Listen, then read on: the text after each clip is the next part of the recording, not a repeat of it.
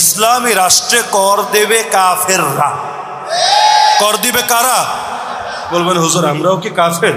আপনারা হয়তো ওদের চোখে কাফের, আর কি ওদের চোখে কাফের সেটা ভিন্ন আলাপ। ইসলামী রাষ্ট্রে মুসলমান কর দেয় না, জিজিয়া দেয়, খারাজ দেয় মৌলিকভাবে কারা? কাফেররা।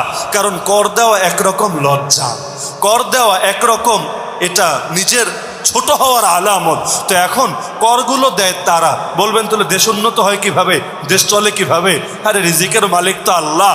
আল্লাহ তাহলে এমন বরকত ঢেলে দেন আসমান আর জমিন থেকে, তখন মুসলমানের থেকে নিয়ে নিয়ে চলা লাগে না, উল্টো সারা দুনিয়ার মুসলমানদের মধ্যে বিতরণ করতে পারে।